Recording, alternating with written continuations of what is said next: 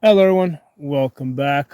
Today, we're going to be talking about using the ranging ladder on these primary arms scopes. Okay, so this is the primary arms 5 to 25 by 56. Okay, so I've got these shotgun shells over here that represent a man. Okay, basically, the way this works is if I put his feet at the horizontal stadia line, right?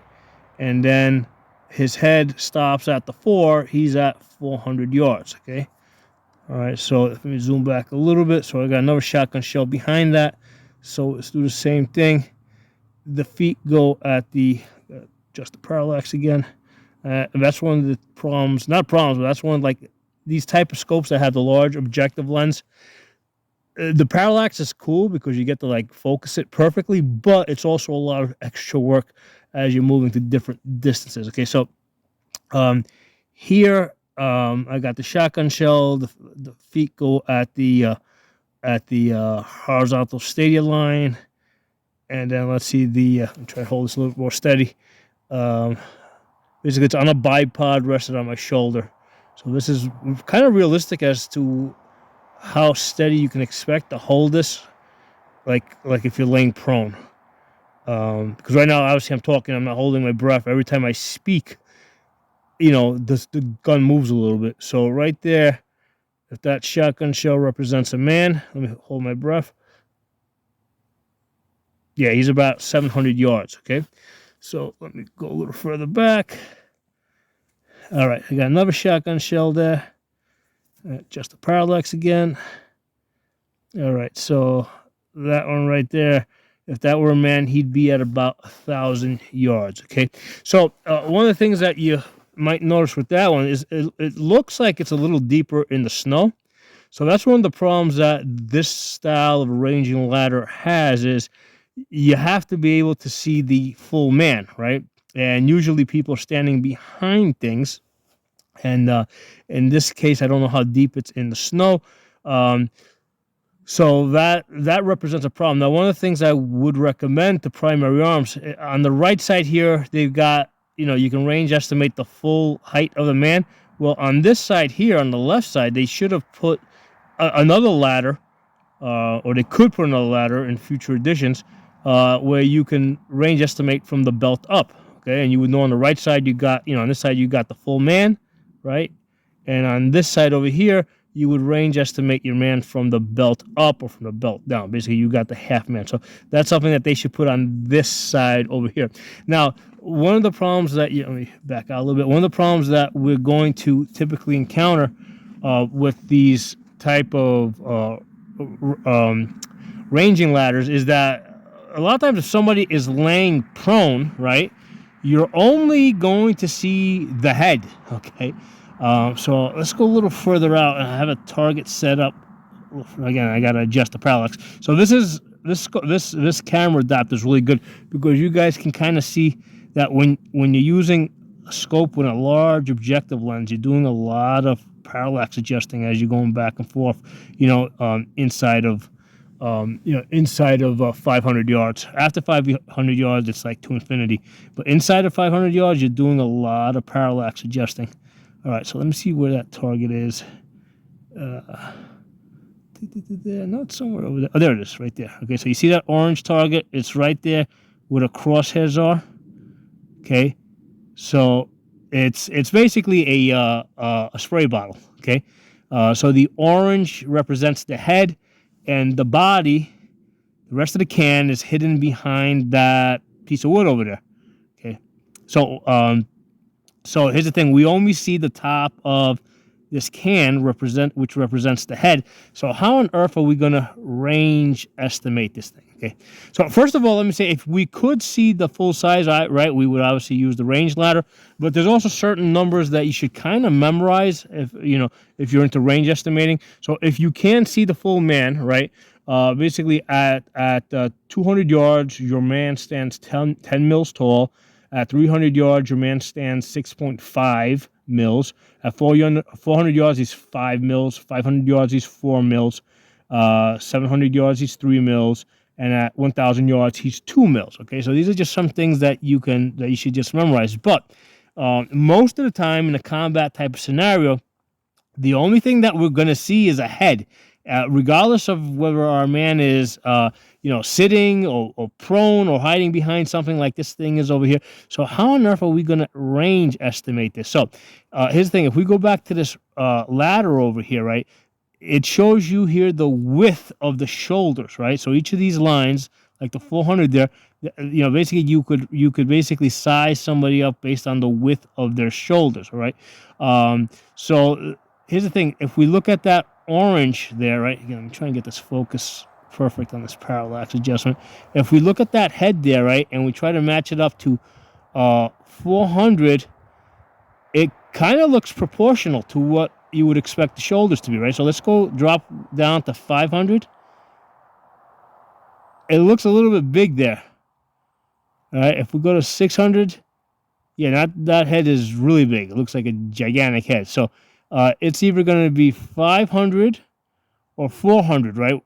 I would always go with the closer range, because what's going to happen is if you range estimate closer and I fire the shots, well, if I don't make the headshot, right? Because let's say I'm range estimating this guy now at 400 yards, so then I would switch over here. All right, let me zoom in a little bit. So 400 yards. Again, I got to adjust the parallax. So at 400 yards, I'd be at about 4 mils, which is that line right there. So I would hold my breath, right? Right, and then boom, boom, right? I would take the shot right there. Now, what happens if the guy was like really at 450? Well, it's going to drop a little bit lower, and there's a good chance like that's just wood there, right? So it would go through the wood and still hit him. So if I don't get the head shot, I'm going to get a body shot, or I might get a hip shot, right? So that's the reason why you always are going to, when you're in a situation where you're not sure, is it 400 or is it 500? What looks more proportional? Go with the 400, because it's probably at about 450. Because at 400 his head looks kind of small. At 500, I think his head looks kind of big. He's probably at 450. So you would transition here to here. So I would go with the 400. You could go to 450 right there, but you're generally better off going a little bit, going with the closer range. Go with the 400, because what's going to happen is if if you're off, your bullets are just going to drop lower into the body. Okay, so that and of course you're also going to take a couple of shots, right? Because it's like more of a a DMR type of rifle. So you're probably just going to go poof poof poof. Take 3 shots.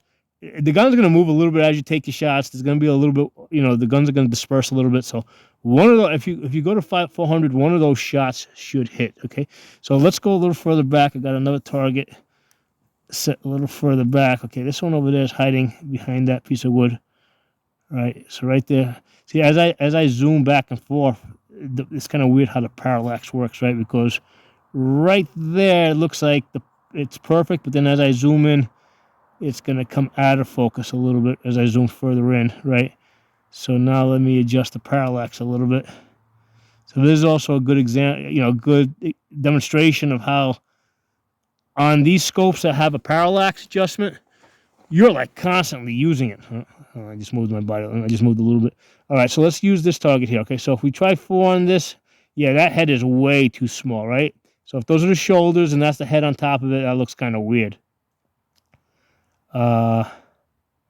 So it's most likely going to be the 5, 6. Yeah, that head's way too big. So I'm going to go with 5. Okay.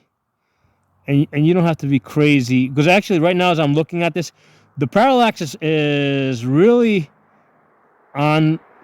focused onto that piece of wood that's in front of it. But you know what? I need to get these shots off really quick, and I'm not, realistically speaking, practically speaking, once if I can get in a combat type of situation, once I figure out that the 500 is going to be the distance, I'm going to drop down to 5 mils here and just take 3 shots. Boom, boom, boom. And then try to see where the impacts are. Now, if the impact is, let's say, just below it, like let's say it impacts Like right now I'm holding at 5 mils. Right, let's say it goes to 5 and I see it impact at 5.5. I would just move 5.5 to it.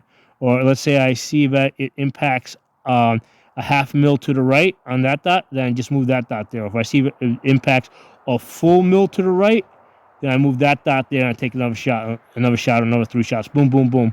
Right. So you watch your impacts to see, basically you're using that grid there as a map, right? To see where the impacts happen, and then wherever the impact falls, whatever dot you see it fall on, that's the dot that you transition to. So let's say I see it go 2 mils to the right from there, right? 2 mils to the right, that's boom, right there, bang, bang, bang, right? Or you might see it go, 1 mil down and one, like you might see it go 1 mil down, one to the right, right? So that's that one, boom, boom, right? So you watch your impacts to see what you have to adjust by. Okay, so let's do one more. Let's go a little further out.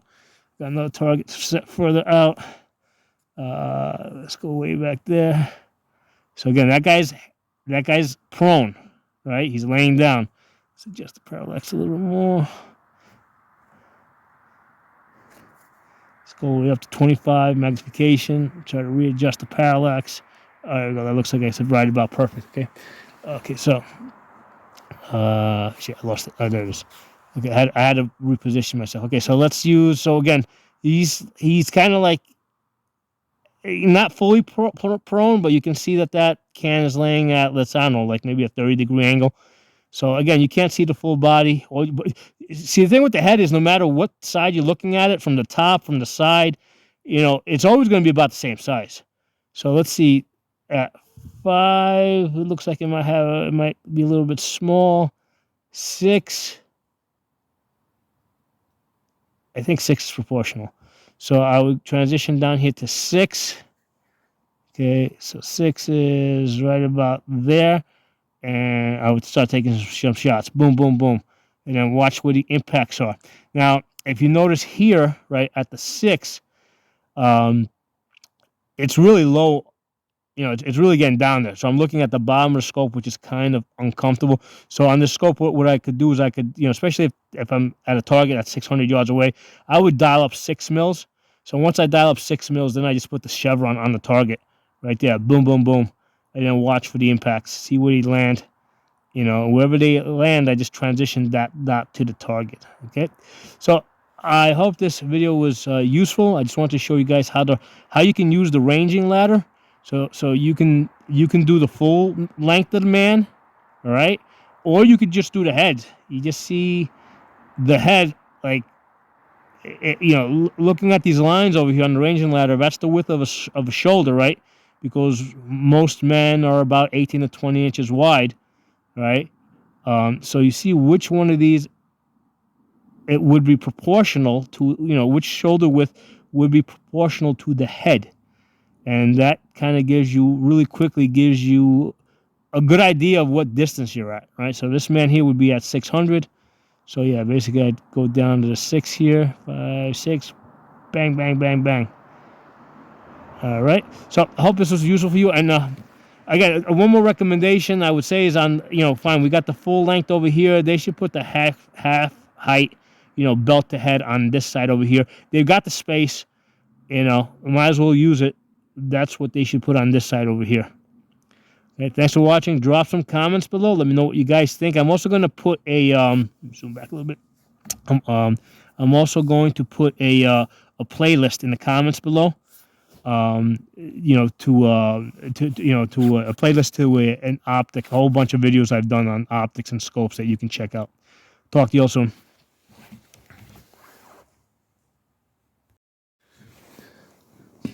Hey everyone, I want to add one more thing real quick with regards to using a rangefinder, right, versus trying to, use your scope to range estimate. Okay, so if I was to use a rangefinder on this target right there, at the head, right, that is hiding behind that target, the problem that I'm going to have is that, and I've actually done a separate video on this, the rangefinder, right, which sends out a laser that hits the target and bounces back.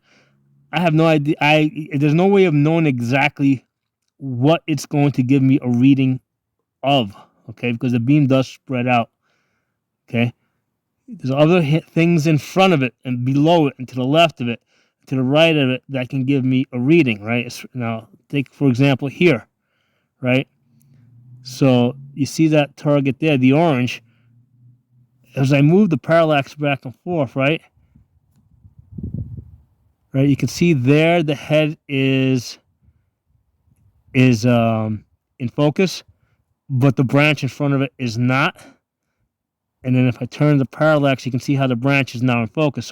So even though these two things might look like they're like right in front of one another, all right, or one's directly behind the other, it's not. There's a good distance. There's some distance between these two, and the laser is not gonna know. You know, the laser can hit either one, and you're never gonna know what you're getting a reading of. You know, anytime you have, like, especially like in the wooded areas where you have lots of things out there, like over there, right? Right now, the parallax is focused at that tree, whatever distance that's at, right? But then if I go back a little bit more,